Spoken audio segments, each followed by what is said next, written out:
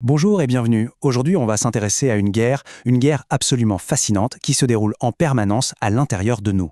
C'est la guerre sur deux fronts que mène notre système immunitaire contre les bactéries. Alors, comment le corps s'y prend-il? Eh bien, tout dépend de la stratégie de l'envahisseur. Est-ce qu'il attaque à découvert, en plein jour, ou est-ce qu'il est plus malin et se cache à l'intérieur même de nos cellules? La réponse à cette question change absolument tout, et c'est là qu'on commence à voir à quel point notre système immunitaire est incroyablement intelligent. Ok, pour bien comprendre la bataille, il faut d'abord connaître l'ennemi. Alors, parlons un peu de ces fameux envahisseurs microscopiques, les bactéries. Alors, une bactérie, c'est quoi? C'est un organisme tout simple, une seule cellule. On en trouve partout. Mais ce qui est crucial pour notre système immunitaire, ce n'est pas tant de savoir quelle bactérie c'est, mais plutôt de savoir où elle a décidé de s'installer pour se multiplier. C'est ça la clé de toute la stratégie de défense. Et ça nous amène à nos deux grands scénarios de combat. D'un côté, on a les bactéries qu'on appelle extracellulaires. Elles jouent franc jeu, si on peut dire. Elles se baladent dans les espaces ouverts, le sang, les tissus. De l'autre côté, on a les intracellulaires, beaucoup plus sournoises. Elles, leur tactique, c'est de s'infiltrer et de se cacher à l'intérieur de nos propres cellules. Et là, forcément, la bataille n'est plus du tout la même. Commençons par le premier front, la menace extérieure.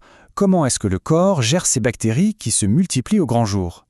La défense est organisée un peu comme dans une forteresse, avec 3 lignes de protection. La première, ce sont les remparts, nos barrières physiques, comme la peau. Si l'ennemi réussit à passer, la deuxième ligne entre en action. C'est l'immunité innée, la garde de la ville, qui lance une contre-attaque immédiate. Et si même ça ne suffit pas, alors on sort l'artillerie lourde, la troisième ligne, l'immunité adaptative, avec ses armes de précision. Alors, cette deuxième ligne, l'immunité innée, c'est vraiment la force d'intervention rapide. Elle ne fait pas dans le détail. Elle voit un intrus, elle attaque. On y trouve par exemple des cellules qu'on appelle les phagocytes. Leur mission est super simple, trouver les bactéries et les manger, littéralement. C'est une réponse brutale et immédiate pour essayer de contenir l'invasion dès le début. Mais parfois, l'ennemi est trop nombreux ou trop résistant. La garde de la ville est débordée. C'est à ce moment-là que le corps sort son arme secrète, sa troisième ligne de défense, les forces spéciales. Ce sont les lymphocytes B qui se mettent à produire des armes sur mesure, des sortes de missiles à tête chercheuse, les anticorps. Et ce qui est génial avec les anticorps, c'est qu'ils ont plusieurs façons de combattre. D'abord, ils peuvent tout simplement bloquer les bactéries, les empêcher de s'accrocher à nos cellules pour faire des dégâts. Ensuite, ils peuvent agir comme des balises de ciblage. Ils se collent sur les bactéries et ça, c'est comme un signal lumineux pour les phagocytes qui n'ont plus qu'à venir faire le ménage. Et enfin, ils sont capables de neutraliser les poisons, les toxines que certaines bactéries relâchent. Ok, donc ça c'est pour l'ennemi qui combat à l'air libre. Mais maintenant passons au deuxième front, le plus complexe. Que se passe-t-il quand l'ennemi est un traître, quand il s'est infiltré et barricadé à l'intérieur de nos propres cellules? Là, le problème est beaucoup plus compliqué. Forcément, les anticorps, nos fameux missiles à tête chercheuse, ne peuvent pas atteindre une cible qui se cache à l'intérieur d'un bunker. Ils sont complètement inutiles ici. Il faut donc changer radicalement de tactique. C'est un tout autre type de guerre qui commence. Le plan de base reste le même, 3 lignes de défense. Les barrières physiques, ça ne change pas, c'est la première protection. Mais pour les lignes 2 et 3, là, tout est différent. L'immunité innée ne va plus faire une attaque de front. Elle va envoyer des patrouilles pour inspecter les cellules de l'intérieur. Et l'immunité adaptative, elle, va déployer un tout nouveau type de soldat, un spécialiste du combat au corps à corps. Cette patrouille innée, elle est assurée par des cellules vraiment spéciales. On les appelle les cellules tueuses naturelles, ou NK. Leur boulot, c'est de faire des rondes et de vérifier que tout va bien. Et si elle tombe sur une de nos cellules qui a été infectée, qui a l'air compromise, elle n'hésite pas. Elle l'élimine pour empêcher l'infection de se propager. C'est une sorte de police interne. Et si la police interne est dépassée par les événements, alors, une fois de plus, on appelle les forces spéciales. Mais cette fois-ci, ce ne sont plus les lymphocytes B, ce sont leurs cousins, les spécialistes du combat rapproché, les lymphocytes T. Et là, c'est vraiment fascinant, parce que les lymphocytes T ont 2 approches bien distinctes. Il y a d'abord les lymphocytes T auxiliaires.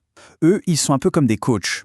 Ils ne tuent pas directement la cellule infectée. Non, ils lui envoient des signaux pour la booster, pour lui donner les armes, pour qu'elle se débarrasse elle-même des bactéries qu'elle abrite. Et puis, il y a les lymphocytes T tueurs. Eux, ils sont beaucoup plus expéditifs. Ils repèrent la cellule infectée et ils la détruisent. C'est un sacrifice nécessaire pour éliminer la cachette de l'ennemi. Voilà. On a donc un résumé parfait des 2 grandes armées de notre immunité adaptative. L'immunité humorale, avec ses anticorps pour les batailles à l'extérieur, et l'immunité cellulaire, avec ses lymphocytes T pour les combats à l'intérieur. Chacune est parfaitement spécialisée pour un type de menace. Mais attention, ce serait une erreur de croire que c'est une bataille à sens unique. N'oublions pas que les bactéries sont sur Terre depuis bien plus longtemps que nous. Elles ont eu des milliards d'années pour apprendre à se défendre. L'ennemi est loin d'être stupide. Les bactéries ne restent pas là à attendre de se faire détruire. Bien au contraire, elles ont développé un arsenal de tactiques d'évasion absolument incroyable pour contrer nos défenses. C'est une véritable course à l'armement, sans fin. Pour quasiment chaque arme qu'on déploie, certaines bactéries ont trouvé une contre-mesure. Par exemple, nos anticorps reconnaissent les bactéries grâce à leur apparence. Pas de problème, certaines bactéries changent de manteau pour devenir invisibles. Nos lymphocytes cherchent le signal d'alarme émis par une cellule infectée. Certaines bactéries sont capables de couper ce signal. C'est un jeu du chat et de la souris permanent. Alors, au final, que faut-il retenir de toute cette guerre microscopique ? C'est avant tout la dualité et l'intelligence de la stratégie.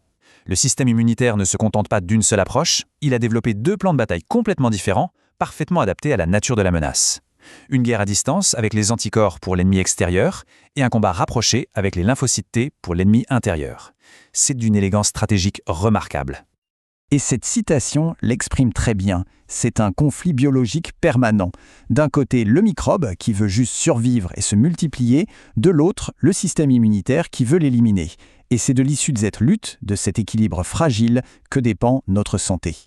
Au fond, cette course à l'armement microscopique se joue en nous, à chaque seconde. C'est une guerre évolutive qui n'est jamais terminée. Ce qui nous laisse avec une question assez vertigineuse. Dans cette bataille qui nous définit, qui en ce moment même est en train de prendre le dessus ?